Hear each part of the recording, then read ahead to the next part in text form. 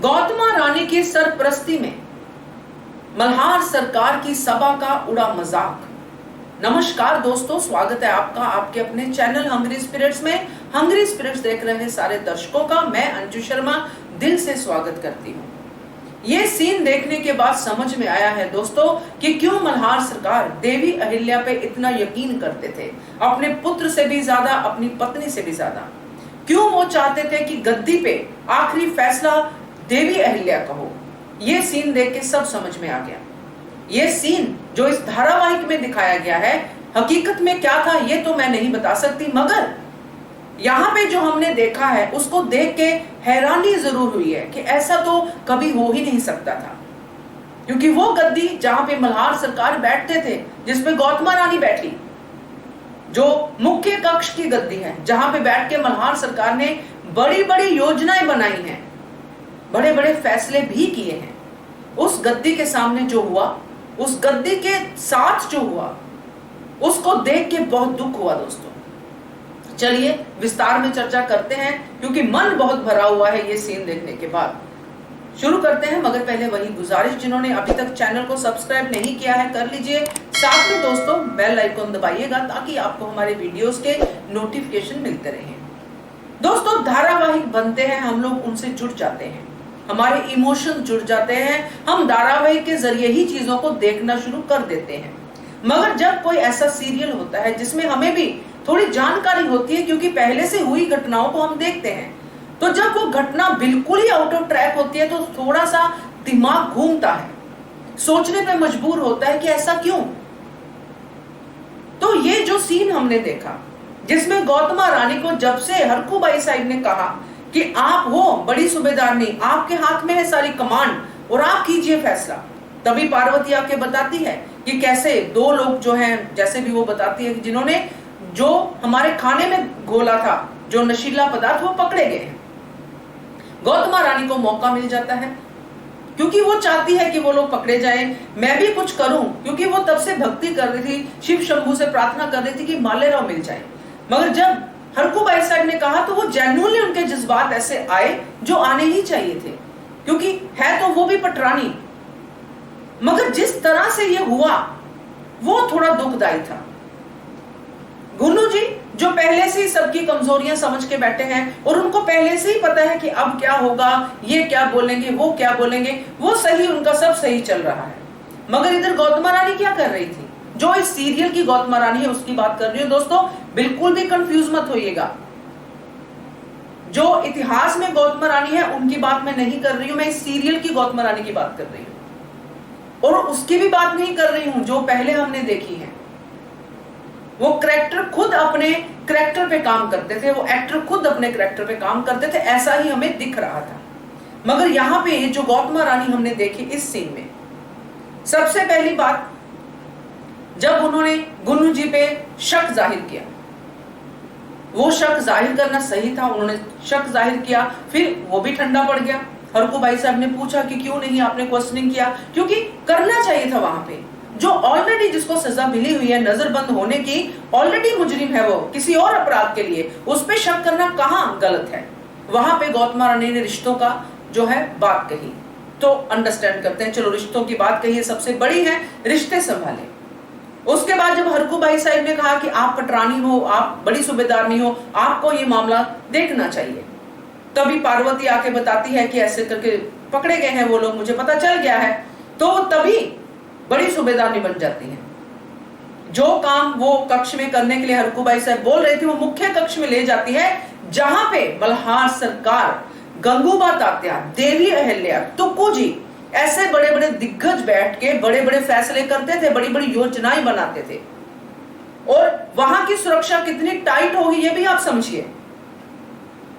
चलिए सुरक्षा के ऊपर तो क्या बात करनी है, मगर जब गौतमा रानी गद्दी पे बैठती है, गौतमा रानी गद्दी पे बैठी है और जो मुजरिम है वो दूर है, काफी दूर है उनसे, इतनी सारी चेयर्स को, इतने सारे सिंहासनों को पार करके मुजरिमों को गौतमा रानी तक पहुंचना है। और वो जो पहलवान आए हैं, जिनकी इंट्रोडक्शन गुन्नू जी का बंदा ही देता है कि ये जी निम्मा जी हैं, जी फलाना जी हैं, जो भी वो बोलते हैं, वो पहलवान वहां पे उन दोनों को पकड़ के खड़ा है कि ये जी मुझे वहां से मिले थे, मैं आयुर्वेद की भी रखता हूं नॉलेज और इसलिए मुझे मिले, क्योंकि वही चीज उन्होंने पार्वती को सुनाई जो पार्वती ने इन्फॉर्मेशन जाके गौतम रानी को दी कि वो लोग पकड़े गए हैं। तो ये जाल ऐसे बुना गया गुन्नू जी की तरफ से। और ये जो पार्वती को तो हम नहीं गिन सकते, क्योंकि पार्वती पहले से ही आम लड़कियों की तरह बिहेव करती आई है, उसके लिए राजमहल नई चीज थी। मगर गौतम रानी वो तो कब से राजमहल में है, कब से ये सब चीजें देख चुकी है, कब से समझ चुकी है। हरकुबाई साहब जो वहां पे बैठी हैं, तो वहां पे जब कोई आता है और आके जब उसकी बात होती है, जो गुन्नू जी की चाल के अनुसार बातें होती हैं, वो बंदा इतने सारे सिंहासन क्रॉस करके गौतम रानी के गर्दन पे छुरी रख देते हैं, उनको किडनैप करने की कोशिश। यानी कि किडनैप का ट्रेंड चला है तो इसको और भी यूज कर लो, गौतम रानी के साथ भी ये करने की कोशिश करो। वो दोनों लोग जिनको पहलवान पकड़ के लाता है, वो पहलवान पे हमला नहीं करते उन छुरियों से। ये बात गौतम रानी को सोचनी चाहिए थी। वो सीधा गौतम रानी पे छुरियों से हमला करते हैं और कहते हैं गर्दन काट देंगे। और गौतम रानी डरी हुई और अपने आप को छुड़ाती हुई आगे बढ़ती है उन दोनों के साथ, और प्लान के अनुसार पहलवान जो है गौतम रानी के दोनों मुजरिमों को पकड़ लेते हैं।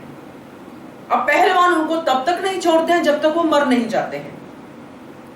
ऐसा पहले कभी इस मुख्य कक्ष में क्या दरबार में भी नहीं हुआ है। कभी ऐसा नहीं हुआ है कि मल्हार सरकार के दरबार में या उनके इस मुख्य कक्ष में किसी को ऐसे आम नागरिक ने आके मार डाला हो, चाहे वो पहलवान ही क्यों ना हो, जिसने अपनी रानी की बात भी नहीं सुनी, जिसके लिए वो वफादारी की बात कर रहा है कि मैं तो अपनी रानी के लिए वफादार हूं, मेरी रानी के साथ ऐसा हुआ, मैं ये कर दूंगा, मैं वो कर दूंगा। वो तो चलो योजना के तहत आया था, वो बोल रहा था, मगर ये बात गौतम रानी ने सोची ही नहीं। क्यों नहीं सोची? एकदम से इतना विश्वास कैसे आ गया, इतनी अपनी जान कैसे प्यारी हो गई कि मेरी जान बचाइए भैया, इससे वफादार तो कोई हो ही नहीं सकता। ये बात क्यों नहीं दिमाग में आई, राजघराने वाली सोच क्यों नहीं दिमाग में आई कि इतनी जो हमारी सुरक्षा है उसमें दो लोग आते हैं जो ऑलरेडी मुजरिम है, जिनको ये बंदा लेके आता है और ये बंदा आके कहता है कि ये लोग मुझे वन में मिले थे, मैंने इनको देखा, पकड़ा, यहाँ पे लेके आया। वही दो लोग छुरी से आप पे हमला करते हैं, उन्हीं लोगों को वो बंदा पकड़ता है, उन्हीं लोगों को मार देता है। आप 10 बार वहां पे बोलती हो कि छोड़ दो इनको, छोड़ दो उनको। जिसको अपनी पटरानी के हुक्म की ही नहीं पड़ी है, वो आगे क्या वफादारी निभाएगा? ये बात गौतम रानी को सोचनी चाहिए थी। और उसके बाद सोने पे सुहागा क्या किया गौतम रानी ने कि जो गुन्नू जी जिनके ऊपर अभी थोड़ी देर पहले वो शक कर रही थी, उनके प्रस्ताव को एक्सेप्ट कर लिया। वाह वाह वाह वाह, क्या बात है, ताली मारने को मन करता है। ड्रामा इतना भी क्रिएट मत करो कि ऊपर से ही निकल जाए। सॉरी, मैं थोड़ा आज अलग मूड में हूं क्योंकि सच में दुख होता है। हम लोग इस सीरियल से बहुत प्यार करते हैं, अभी भी करते हैं, मगर जब ऐसा चीजें देखने को मिलती हैं जो वाकई में निराश कर देती हैं, तो बोलने पे मजबूर होना पड़ता है। था क्या वो? मतलब एक तरह से जैसे मैंने शुरू में कहा कि मल्हार सरकार की सभा है, उनका वाड़ा है। क्या इतना ही सस्ता हो गया है कि कोई भी जाके अपनी योजना करे, इनकी पत्नियों को मूर्ख बनाए, वो मूर्ख बने, फिर उनके हिसाब से फैसला कर दे, फिर सब कुछ ठीक हो जाए, फिर बाद में वो लोग फिर से चाल चले, फिर अहिल्या देवी आके सब कुछ सॉर्ट आउट कर दे? क्या यही ग्राफ रह गया है इसका? ये नहीं होना चाहिए दोस्तों। तो मैं नहीं चाहती ऐसा हो, क्योंकि ऐसे धारावाहिक बड़ी मेहनत से बनते हैं और किसी एक या दो लोगों की मूर्खता की वजह से धारावाहिक को नुकसान नहीं होना चाहिए दोस्तों, क्योंकि ये एक ऐसा शो है जिसने हमें बहुत कुछ सिखाया है और आगे भी सिखाएगा। मैं इसी बात को अपने दिल में और प्रेयर में भी रखूंगी कि जल्दी से सुधार हो और हम लोग फिर से उसी जोश के साथ इस सीरियल को देखें। और ये सीन, ऐसे सीन जिसमें सिर्फ और सिर्फ कमियां ही कमियां दिखती हैं, ऐसे सीन दोबारा ना देखने को मिले। क्या कहते हो आप इसके बारे में? कमेंट कीजिए। देखते रहिए channel hungry spirits. Thank you so much. Subscribe to our channel by clicking the subscribe button. Click the bell button and enjoy the latest uploads from our channel.